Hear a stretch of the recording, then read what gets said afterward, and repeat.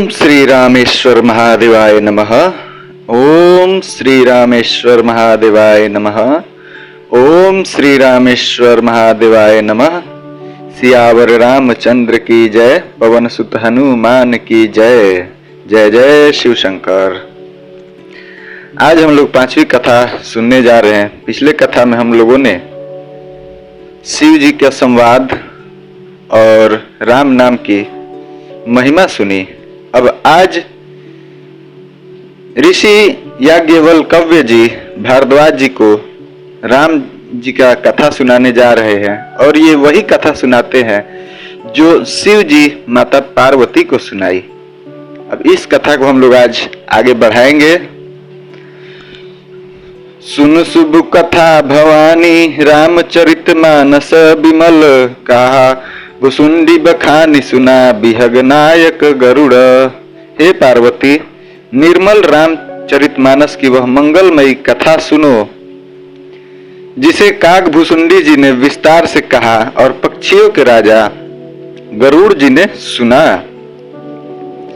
वह श्रेष्ठ संवाद जिस प्रकार हुआ है वह मैं आगे कहूंगा।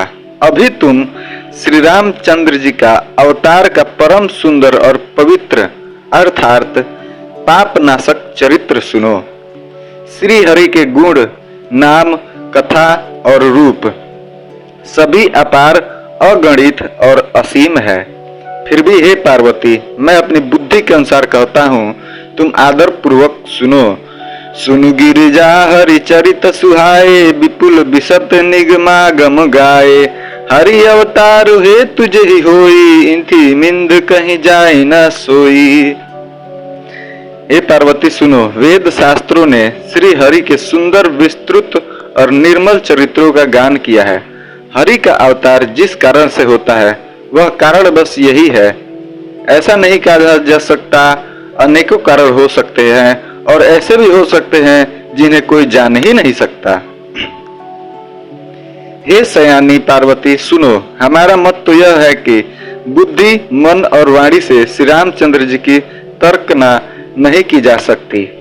तदपि संत, मुनि, वेद और पुराण अपनी अपनी बुद्धि के अनुसार जैसा कुछ कहते हैं और जैसा कुछ मेरी समझ में आता है, हे सुमुखी, वही कारण मैं तुमको सुनाता हूँ। जब जब धर्म का ह्रास होता है और नीच अभिमानी राक्षस बढ़ जाते हैं धरती पे और वे ऐसा अन्याय करते हैं जिसका वर्णन भी नहीं हो सकता, तथा ब्राह्मण, गौ, देवता और पृथ्वी कष्ट पाते हैं, तब तब वे कृपा निधान प्रभु भांति भांति के शरीर धारण कर सज्जनों की पीड़ा हरते हैं। वे असुरों को मारकर देवताओं को स्थापित करते हैं, अपने वेदों की मर्यादा की रक्षा करते हैं और जगत में अपना निर्मल यश फैलाते हैं। श्री रामचंद्र जी के अवतार का यह भी कारण है। उसी यश को गा गा कर भक्तजन भवसागर से तर जाते हैं। कृपा के सागर भगवान भक्तों के लिए, हित के लिए शरीर धारण करते हैं। श्री रामचंद्र जी के जन्म लेने का अनेक कारण है जो एक से बढ़कर एक विचित्र है। हे सुंदर बुद्धि वाली भवानी, मैं उनके दो एक जन्मों का विस्तार से वर्णन करता हूँ, तुम सावधान होकर सुनो। श्री हरि के जय और विजय दो प्यारे द्वारपाल हैं जिनको सब कोई जानते हैं। उन दोनों भाइयों ने ब्राह्मण सनकादि के श्राप से असुरों का तामसिक शरीर पाया। अब आपको जानना है कि ब्रह्मा जी के जो ये सनकादिक ऋषि थे, इनका नाम क्या था। इनका नाम था सनक, सनंदन, सनातर और सनत कुमार। ये सनकादिक ऋषियों के नाम थे। इन्हीं के श्राप से एक का नाम हिरण्यकश्यपु और दूसरे का नाम हिरण्याक्ष पड़ा। ये देवराज इंद्र के गर्व को छुड़ाने वाले सारे जगत में प्रसिद्ध हुए। ये युद्ध में विजयी पाने वाले विख्यात वीर थे। इनमें से एक हिरण्यक्ष को भगवान ने वराह अर्थात सुअर का शरीर धारण करके मारा। फिर दूसरे, जिसका नाम था हिरण्यकश्यपु, उसका नरसिंह रूप धारण करके वध किया और अपने भक्त प्रहलाद का सुंदर यश फैलाया। वहीं दोनों जाकर देवताओं को जीतने वाले तथा बड़े योद्धा रावण और कुंभकर्ण नामक बड़े बलवान और महावीर राक्षस हुए, जिन्हें सारा जगत जानता था। भगवान के द्वारा मारे जाने पर भी वे हिरण्याक्ष और हिरण्यकश्यपु इसलिए मुक्त नहीं हुए क्योंकि ब्राह्मण के वचन श्राप का प्रमाण 3 जन्मों के लिए था। अतः एक बार उनके कल्याण के लिए भक्त प्रेमी भगवान ने फिर अवतार लिया। वहां उस अवतार में कश्यप और अदिति उनके माता पिता हुए, जो दशरथ और कौशल्या के नाम से प्रसिद्ध थे। एक कल्प में इस प्रकार का अवतार लेकर उन्होंने संसार में पवित्र लीलाएं की।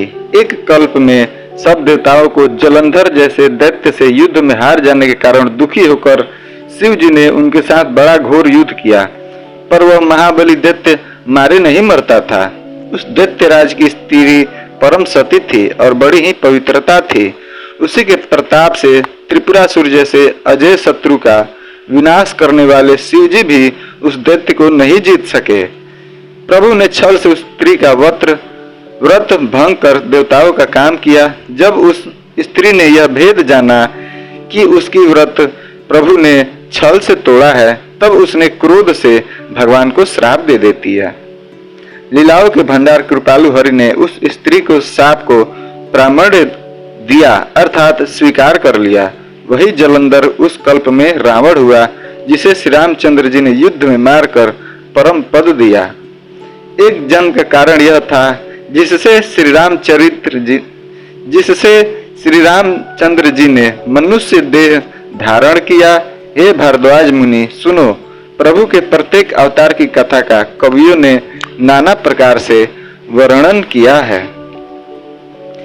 एक बार नारद जी ने श्राप दिया, अतः एक कल्प में उसके लिए अवतार हुआ। यह बात सुनकर पार्वती जी बड़ी चकित हुई और बोली कि नारद जी तो विष्णु भक्त और ज्ञानी है, मुनि ने भगवान को श्राप किस कारण से दिया? लक्ष्मीपति भगवान ने उनका क्या अपराध किया था? हे पुरारी शंकर जी, यह कथा मुझसे कहिए। मुनि नारद के मन में मोह होना बड़े आश्चर्य की बात है। तब महादेव जी ने हंसकर कहा, ना कोई ज्ञानी है ना कोई मूर्ख है। श्री रघुनाथ जी जब जिसको जैसा करते हैं वह उसी क्षण वैसा ही हो जाता है।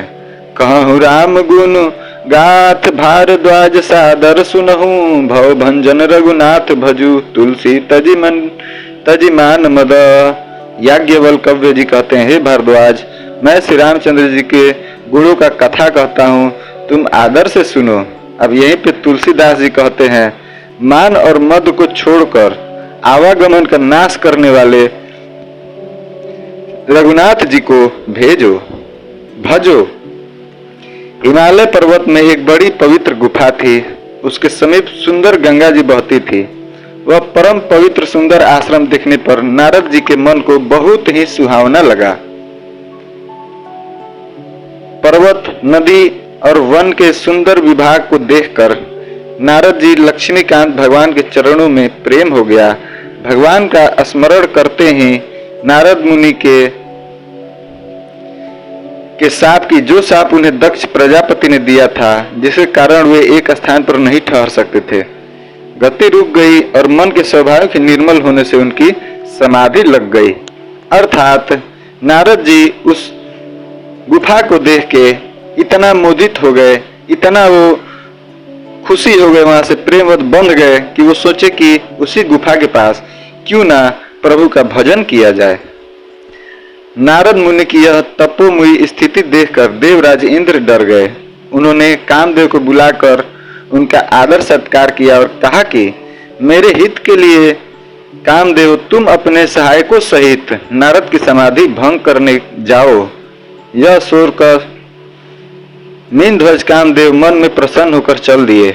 इंद्र के मन में यह डर हुआ कि देवर्षि नारद मेरी पूरी अमरावती राज्य चाहते हैं। जगत में जो कामी और लोभी लोग होते हैं वो कुटिल कौवे की तरह सबसे डरते ही रहते हैं। वही हाल इंद्रदेव की हुई। जैसे मूर्ख कुत्ता सिंह को देखकर सूखी हड्डी लेकर भागे और वह मूर्ख यह समझे कि कहीं उस हड्डी को सिंह छीन न ले, वैसे ही इंद्र को नारद जी मेरा राज्य छीन लेंगे ऐसा सोचते लाज भी नहीं आई। अब जब कामदेव उस आश्रम में चले गए तब उसने अपनी माया से वहां वसंत ऋतु को उत्पन्न किया। तरह तरह के वृक्षों पर रंग बिरंगे फूल खिल गए, उन पर कोयले कूकने लगी और भौरे गुंजार करने लगे। कामदेव ने वैसा ही माहौल वहां पर भी बनाया जैसा वो शिव जी का ध्यान तोड़ने के लिए बनाए थे।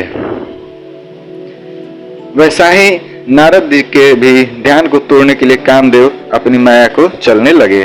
कामाग्नि को भड़काने वाली 3 प्रकार के शीतल, मंद और सुगंध सुहावनी हवा भी चलाने लगे। रंभा आदि 9 युवती देवांगनाएं जो सब की सब काम कला में निपुण थीं, वे बहुत प्रकार की तानों की तरंगों के साथ गाने लगी और हाथ में गेंद लेकर नाना प्रकार के खेल खेलने लगी। कामदेव अपने इन सहायकों को देखकर बहुत प्रसन्न हुआ और फिर उसने नाना प्रकार के और भी माया जाल किए, परंतु कामदेव की कोई भी कला नारद मुनि पर असर नहीं कर सकी। तब तो पापी कामदेव अपने ही नाश के डर से लक्ष्मीपति भगवान जिसके बड़े रक्षक हो, भला उसकी मर्यादा को कौन दबा सकता है, ये सोच के कामदेव डर गए। तब अपने सहायकों समेत कामदेव ने बहुत डर कर और अपने मन में हार मानकर बहुत ही आर्त दीन वचन कहते हुए नारद मुनि के चरणों पे जाके गिर गए। नारद जी के मन में कुछ भी क्रोध नहीं आया। उन्होंने प्रिय वचन कहकर कामदेव का समाधान किया। तब मुनि के चरणों में सिर नवाकर और आज्ञा पाकर कामदेव अपने सहायकों सहित लौट गए। देवराज इंद्र की सभा में जाकर कामदेव ने मुनि की सुशलता और अपनी करतूत सब कही, जिससे सुनकर मन में आश्चर्य हुआ और उन्होंने मुनि की बड़ाई करके श्री हरि को सिर नवाया। तब नारद जी शिव जी के पास गए। उनके मन में इस बात का अहंकार तो अब हो ही गया कि हमने कामदेव को जीत लिया। उस कामदेव को जीत लिया जिसे शिव जी ने जीता था, मैंने भी उस कामदेव को जीत लिया। उन्होंने कामदेव के चरित्र शिव जी को सुनाए और महादेव जी ने नारद जी को अत्यंत प्रिय जानकर एक शिक्षा दी। वो शिक्षा क्या दी नारद मुनि को? शिव जी ने कहा, हे मुनि, मैं तुमसे बार बार विनती करता हूँ, जिस तरह यह कथा तुमने मुझे सुनाई उस तरह भगवान श्री हरि को कभी मत सुनाना। चर्चा भी चले तब भी इसको छिपा लेना, पर ये कहानी, ये कथा तुम श्री हरि विष्णु जी को मत सुनाना। यद्यपि शिव जी ने हित की ही शिक्षा दी, पर नारद जी को वह अच्छी नहीं लगी। अब यही बात याज्ञवल्क्य जी भी भारद्वाज ऋषि से कहते हैं, सुनो, हरि की इच्छा बड़ी बलवान है।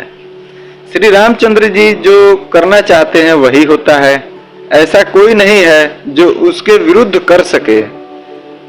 श्री शिव जी के वचन नारद जी के मन को अच्छी नहीं लगी, तब वे वहां से ब्रह्मलोक को चल दिए। एक बार गण विद्या में निपुण मुनिनाथ नारद जी हाथ में सुंदर वीणा लिए हरि के गुण गाते हुए फिर क्षीर सागर को गए, जहां वेदों के मस्तक स्वरूप मूर्तिमान वेदांत तत्व लक्ष्मी निवास भगवान नारायण रहते थे। रामा निवास भगवान उठकर बड़े आनंद से उनसे मिले और ऋषि नारद जी के साथ आसन पर बैठ गए। चराचर के स्वामी भगवान हंसकर बोले, हे मुनि, आज आपने बहुत दिनों पर दया की है। यद्यपि श्री शिव जी ने उन्हें पहले से बरज रखा था, तो भी नारद जी कामदेव का सारा चरित्र भगवान विष्णु को भी सुना ही दिया। श्री रघुनाथ जी की माया बड़ी ही प्रबल है। जगत में ऐसा कौन जन्मा है जिसे वह मोहित ना कर दे। भगवान रुका मुंह करके कोमल वचन बोले, हे मुनिराज, आपका स्मरण करने से दूसरे के मोह, काम, मद और अभिमान मिट जाते हैं, फिर आपके लिए तो कहना ही क्या है। ए मुनि सुनिए, मोह तो उसके मन में होता है जिसके हृदय में ज्ञान और वैराग्य नहीं। आप तो ब्रह्मचर्य व्रत में तत्पर और बड़े धीर बुद्धि हैं, भला कहीं आपको भी कामदेव सता सकता है क्या? नारद जी ने अभिमान के साथ साथ, भगवान यह सब आपकी कृपा है, ऐसा बोले। करुणा निधान भगवान ने मन में विचार करके देखा कि इनके मन में गर्व के भारी वृक्ष का अंकुर पैदा हो गया है। मैं उसे तुरंत ही उखाड़ फेंकूंगा, क्योंकि सेवकों का हित करना मेरा प्रण है। मैं अवश्य ही वह उपाय करूंगा जिससे नारद मुनि का कल्याण हो और मेरा खेल भी हो जाए। तब नारद हरि पद सिर नाई, चले हृदय अहमिति अधिकाई। श्रीपति निज माया तब प्रेरी, सुनहु कठन करनी तेहि केरी। तब नारद जी भगवान के चरणों में सिर नवाकर वहां से चल दिए। उनके हृदय में अभिमान और भी बढ़ गया। तब लक्ष्मीपति भगवान ने अपनी माया को प्रेरित किया। अब उसकी कठिन करनी सुनो, माया ने क्या क्या किया। उस हरि माया ने रास्ते में 100 योजन 400 कोस का एक नगर रच दिया। उस नगर की भांति भांति की रचनाएं लक्ष्मी निवास भगवान विष्णु के नगर बैकुंठ से भी अधिक सुंदर बना दिया माया ने। उस नगर में ऐसे सुंदर नर नारी बसते थे मानो बहुत से कामदेव और उनकी स्त्री रति ही मनुष्य शरीर धारण करके उस नगर में बसे हुए हो। उस नगर में शील निधि नाम का एक राजा बना दिया, जिसके यहाँ अखंड घोड़े और सेना के समूह टुकड़ियां भी थी। उसका वैभव और विलास तो इंद्रों के समान था। वह रूप, तेज, बल और नीति का घर था। उसके विश्व मोहिनी नाम की एक ऐसी रूपवती कन्या थी जिसके रूप को देखकर लक्ष्मी जी भी मोहित हो जाएं। ऐसी माया ने उस कन्या को बनाया। वह सब गुणों की खान भगवान की ही लेकिन माया थी। वो माता लक्ष्मी ही थी, जो रानी बन के उस राजा की जो पुत्री बनी थी। विश्व मोहिनी जो कन्या, वो माता लक्ष्मी ही थी। और उस कन्या की शोभा का वर्णन कैसे किया जा सकता। वह राजकुमारी स्वयंवर करना चाहती थी। राजा चाहते थे उस राजकुमारी का स्वयंवर हो। इसी से वहां अगणित राजा भी आए हुए थे। देखिए माया ने कैसे रचा कि कुछ ही पल में सब हो गया। खिलवाड़ी मुनि अब नारद जी उसी नगर में चले गए। नगरवासियों से उन्हें सब हाल पूछा। सब समाचार सुनकर वे राजा के महल में आए। राजा ने पूजा करके मुनि को आसन पर बिठाया। वही राजा जिसे माया ने बनाया था। राजा, राज्य के जितने घोड़े थे, वहां के लोग थे, वहां की औरतें थी, वहां की जो कन्या थी, वो सब माया ने ही बनाया था। वही राजा नारद जी को पूजा पाठ करके आसन पर बैठाए। फिर राजा ने राजकुमारी को लाकर नारद जी को दिखाया और पूछा कि हे नाथ, आप अपने हृदय में विचार कर इसके सब गुण दोष कहिए। उसके रूप कर देखकर नारद मुनि वैराग्य भूल गए, अर्थात प्रभु का नाम लेना भूल गए और माया के जाल में फंस गए और बड़ी देर तक उसकी ओर देखते ही रह गए। सोचिए वो कितनी सुंदर थी कन्या, जिसके ऊपर नारद मुनि कुछ देर तक ही देखते रह गए। उसके लक्षण देखकर फिर मुनि अपने आप को भी भूल गए और हृदय में हर्षित हुए, पर प्रकट रूप में उन लक्षणों को नहीं कहा, अर्थात बाहर से नहीं कहा। लक्षणों को सोचकर वे मन में कहने लगे नारद जी कि जो इसे ब्याहेगा वह अमर हो जाएगा और रणभूमि में उसे कोई जीत नहीं सकेगा। यह शील निधि कन्या जिसको वरेगी, सब चर अचर जीव उसकी सेवा करेंगे। सब लक्षणों को विचार कर मुनि ने अपने हृदय में रख लिया और राजा से कुछ अपनी ओर से बनाकर कह दिया। राजा ने लड़की के सुलक्षण कहकर नारद जी चल दिए, पर उनके मन में यह चिंता थी कि मैं जाकर सोच विचार कर अब वही कार्य करूंगा जिससे यह कन्या मुझसे ही विवाह कर ले। देखिए कितनी माया प्रबल है, जो नारद जी के भी भक्ति और वैराग्य को छुड़ा दी। जब तब से तो कुछ हो नहीं सकता, वैसा सोचते हैं नारद जी। जब तब से कुछ हो नहीं सकता, हे विधाता मुझे यह कन्या किस तरह मिलेगी। अब ये फिर विष्णु जी को याद कर रहे हैं। इस समय तो बड़ी भारी शोभा और विशाल सुंदर रूप चाहिए, ऐसा नारद जी सोचते हैं कि भाई इतने सुंदर कन्या से विवाह करने के लिए अपना भी चेहरा तो बहुत सुंदर होना चाहिए, जिसे देखकर राजकुमारी मुझ पर रीझ जाए और तब जयमाला मेरे ही गले में डाल दे। एक काम करता हूँ कि भगवान से सुंदरता मांगता हूँ, पर भाई उनके पास जाने में तो बहुत देर हो जाएगी। फिर सोचते हैं किंतु श्री हरि के समान मेरा हित भी तो कोई नहीं कर सकता, इसलिए इस समय वही मेरे सहायक बनेंगे। उस समय नारद जी भगवान की बहुत प्रकार से विनती की, तब लीलामय कृपालु प्रभु वहीं पे प्रकट हो गए। स्वामी को देखकर नारद जी के नेत्र शीतल हो गए और वे मन में बड़े ही हर्षित हुए कि अब तो काम बन ही जाएगा। नारद जी ने बहुत दिन होकर सब कथा कह सुनाई और प्रार्थना की कि कृपा कीजिए और कृपा करके मेरे सहायक बनिए। हे प्रभु, आप अपना रूप मुझको दे दीजिए और किसी प्रकार मैं उस राजकन्या को नहीं पा सकता। अर्थात नारद जी कहते हैं विष्णु जी से कि आप अपना ही चेहरा मुझे दे दीजिए, क्योंकि आपसे ज्यादा सुंदर तो कोई है नहीं, और आपकी चेहरा अगर नहीं मिले तब और कोई तरीका नहीं है कि वो कन्या मुझसे विवाह करेगी। हे नाथ, जिस तरह मेरा हित हो आप वही कीजिए और शीघ्र ही कीजिए। मैं आपका दास हूँ।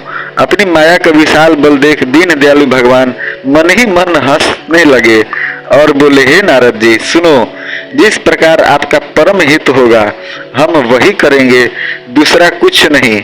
हमारा वचन असत्य नहीं होता। हे नारद जी, हे योगी मुनि नारद जी सुनिए, रोग से व्याकुल रोगी कुपत्य मांगे तो वैद्य उसे नहीं देता, इसी प्रकार मैंने भी तुम्हारा हित करने की ठान ली है। ऐसा कहकर भगवान अंतर्ध्यान हो गए। अर्थात भगवान ने नारद जी से कहा कि अगर रोगी वैद्य से अपने पसंद के मीठे मीठे दवा मांगने लगे तो वैद्य उसे कभी नहीं देगा। वैद्य उसे वही देगा जो उसके रोग को ठीक हो जाए, चाहे वो दवा मीठी हो या तीखी हो या खट्टी हो। वैसे ही मैं भी नारद जी आपके वही करूंगा जिससे आपका कल्याण हो। ये बोलकर भगवान अंतर्ध्यान हो गए। भगवान की माया से फंसे हुए मुनि ऐसे मूढ़ हो गए कि वो भगवान की अगूढ़ स्पष्ट वाणी को भी नहीं समझ सके कि भगवान आखिर में कहना क्या चाह रहे थे। ऋषिराज नारद जी तुरंत वहां गए जहां स्वयंवर की भूमि बनाई गई थी। राजा लोग वहां स्वयंवर में खूब सज धज कर समाज सहित अपने अपने आसन पर बैठे थे। मुनि नारद भी मन ही मन प्रसन्न हो रहे थे कि मेरा रूप सबसे ज्यादा सुंदर होगा, इसलिए कन्या मुझे छोड़कर किसी दूसरे से विवाह नहीं करेगी। कृपा निधान भगवान ने मुनि के कल्याण के लिए उन्हें ऐसा कुरूप बना दिया था जिसका वर्णन ही नहीं हो सकता, पर यह चरित्र कोई भी नहीं जान सका। सबने उन्हें नारद ही जानकर प्रणाम किया। अब देखिए, उस स्वयंवर में भी शिव जी के दो गण भी चले गए थे। अर्थात शिव जी के दो गण जो शिव लोक में रहते हैं कैलाश पे, शिव जी के दो भक्त वो भी उस स्वयंवर में चले गए थे। वे सब भेद जानते थे और ब्राह्मण का वेश बनाकर सारी लीला देखते फिरते थे। वे भी बड़े मौजी थे शिव जी के भक्त। नारद जी अपने हृदय में रूप का अभिमान लेकर जिस समाज अर्थात जिस पंक्ति में जाकर बैठे थे, ये शिव जी के दोनों गण भी वहीं जाके बैठ गए। ब्राह्मणों के वेश में होने के कारण उनकी इस चाल को कोई भी नहीं जान सका। वे नारद जी को सुनाकर व्यंग वचन कहते हैं, भगवान ने इनको अच्छी सुंदरता दी है, इनकी शोभा देखकर राजकुमारी रीझ ही जाएगी और हरि अर्थात वानर जानकर इन्हीं को खास तरह से वरेगी। अब इसमें वानर शब्द है, इससे आप समझ जाइए कि नारद मुनि की जो सुंदरता मिली थी, जो उनका मुख मिला था, जो रूप मिला था, वह श्री हरि ने वानर का दे दिया था। नारद मुनि को मोह हो रहा था क्योंकि उनका मन दूसरे के हाथ माया के वश में था। शिव जी के गण बहुत प्रसन्न होकर हंस रहे थे। यद्यपि मुनि उनकी अटपटी बातें सुन रहे थे, पर बुद्धि में भ्रम में सने हुई के कारण वे बातें उनके समझ में नहीं आती थी। उनकी बातों को वे अपनी प्रशंसा ही समझ रहे थे। इस विशेष चरित्र को और किसी ने नहीं जाना, केवल राज कन्या ने नारद जी का वह रूप देखा। उनका बंदर सा वह मुंह और भयंकर शरीर देखते ही कन्या के हृदय में क्रोध उत्पन्न हो गया। तब राजकुमारी सखियों को साथ लेकर इस तरह चली मानो राज हंसनी चल रही है। वह अपने कमल जैसे हाथों में जयमाला लिए सब राजाओं को देखते हुए घूमने लगी। जिस ओर नारद जी रूप के गर्व में फूले बैठे थे, उस ओर उसने भूल कर भी नहीं देखा। नारद मुनि फिर बार बार उचकते और छटपटाते। उनकी दशा देखकर शिव जी के गण बहुत मुस्कुराते हैं। कृपालु भगवान भी राजा का शरीर धारण करके वहां आ पहुंचे। अब देखिए, भगवान श्री हरि भी एक राजा का वेश बनाए और उस जयमाला में वो भी पहुंच गए। राजकुमारी ने हर्षित होकर श्री हरि जो राजा बन के आए थे उन्हीं के गला में जयमाला डाल दी। लक्ष्मी निवास भगवान दुल्हन को लेके चल दिए। सारी राजमंडली निराश होकर अपने अपने घर चली गई, लेकिन मोह के कारण मुनि की बुद्धि नष्ट हो गई थी। इससे वे राजकुमारी को जाते हुए देख बहुत विकल हो गए, मानो ठाठ से छूटकर मणि गिर गई हो। तब शिव जी के गणों ने मुस्कुरा कर कहा, जाकर दर्पण में अपना मुख तो देख लीजिए एक बार नारद जी। ऐसा कहकर वे दोनों बहुत भयभीत होकर भागे। मुनि ने जल में झांक कर अपना मुंह देखा। अपना रूप देखकर मुनिराज उनको बहुत क्रोध बढ़ गया। उन्होंने शिव जी को उन गणों को अत्यंत कठोर श्राप दिया, तुम दोनों कपटी और पापी जाकर राक्षस हो जाओ। तुमने हमारी हंसी की, उसका फल चखो और फिर किसी मुनि की हंसी नहीं करना। मुनि ने फिर जल में देखा तो उन्हें अपना असली रूप प्राप्त हो गया, अर्थात माया ने श्री हरि की इच्छा से अपना प्रभाव खींच लिया और फिर श्री नारद जी का उनका अपना असली चेहरा आ गया। तब भी उन्हें संतोष नहीं हुआ। उनके ओंठ फड़क रहे थे नारद मुनि का और मन में क्रोध भरा हुआ था। तुरंत ही वे भगवान कमलापति के पास चले और मन में सोचते हुए जाते थे, जाकर या तो श्राप दूंगा या प्राण दे दूंगा। उन्होंने जगत में मेरी हंसी कराई। दैत्यों के शत्रु भगवान हरि उन्हें बीच रास्ते में ही तब तक मिल गए और साथ में लक्ष्मी जी और वही राजकुमारी थी। देवताओं के स्वामी भगवान ने मीठी वाणी में कहा, हे मुनि, व्याकुल की तरह कहाँ चले? ये शब्द सुनते ही नारद को बड़ा क्रोध आया। माया के वंशीभूत होने के कारण मन में चेत नहीं रहा नारद जी के। मुनि ने कहा, तुम दूसरों की संपदा नहीं देख सकते, तुम्हारे ईर्ष्या और कपट बहुत है। समुद्र मथते समय भी तुमने शिव जी को बावला बना दिया और देवताओं को प्रेरित करके उन्हें विषपान करा दिया। शिव जी को असुरों को मदिरा पिला दिया और शिव जी को विष देकर तुमने स्वयं लक्ष्मी और सुंदर कौस्तुभ मणि ले ली। तुम बड़े धोखेबाज और मतलबी हो। ऐसा ऐसा शब्द बोल रहे हैं नारद जी भगवान विष्णु जी को।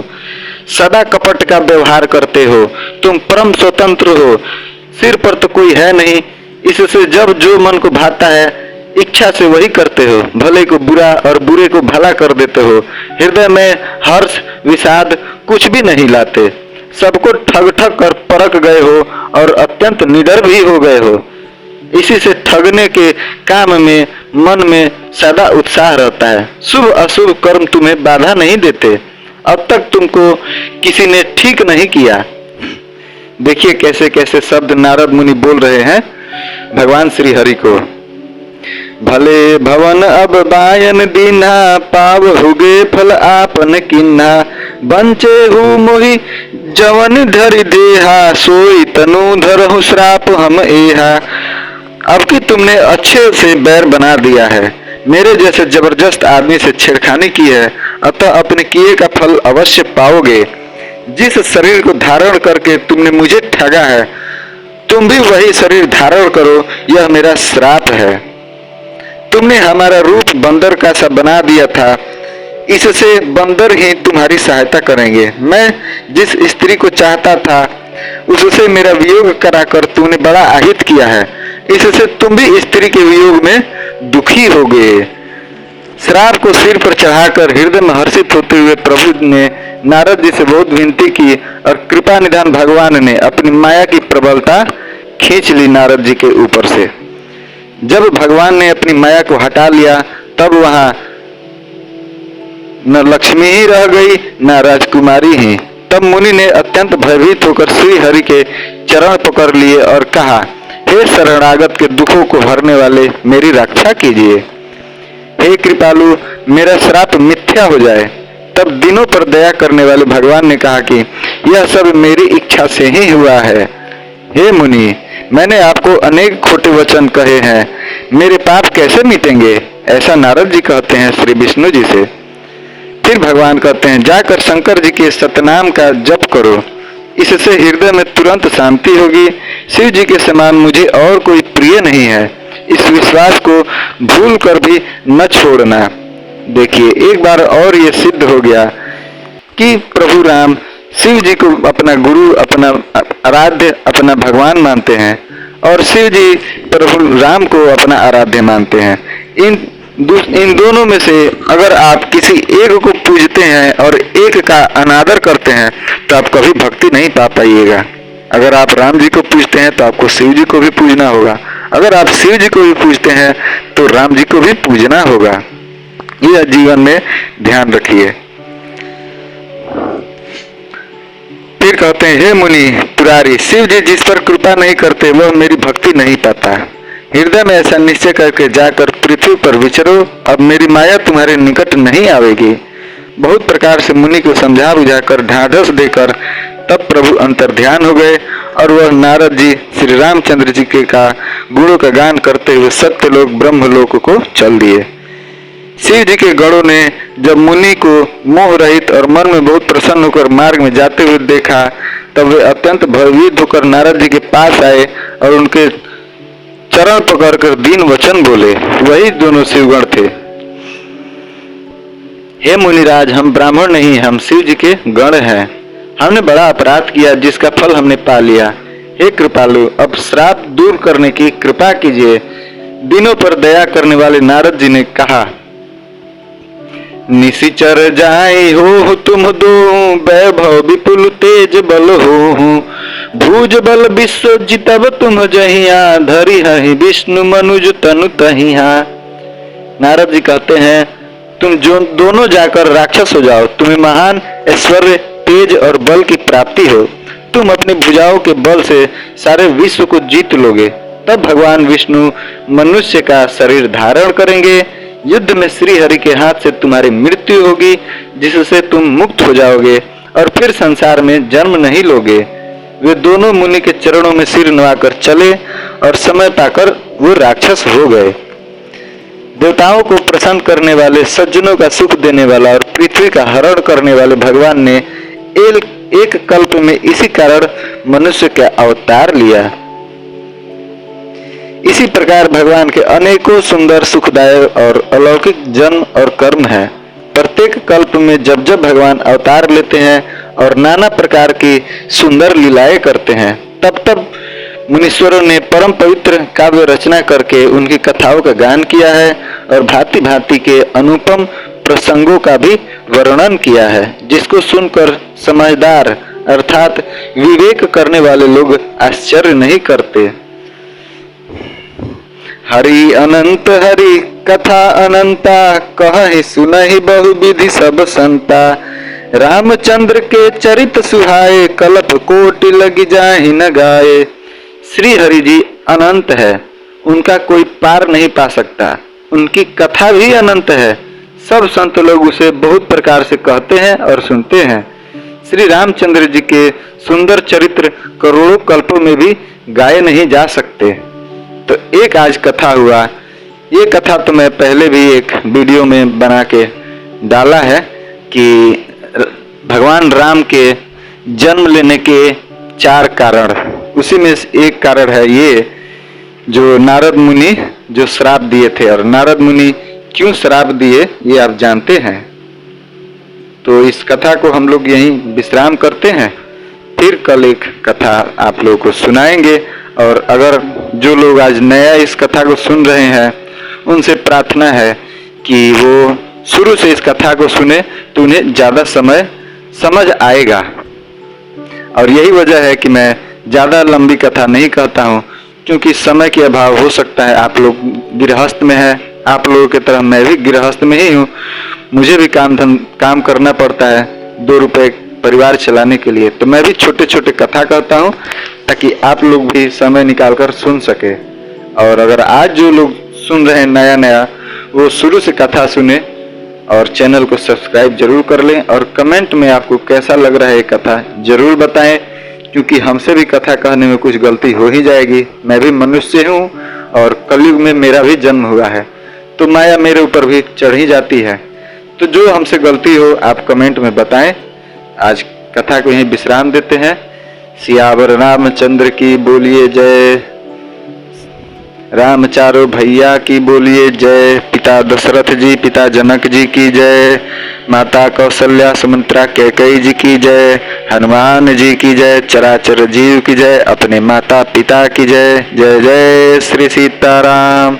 जय श्री रामेश्वर महादेवाय नमः।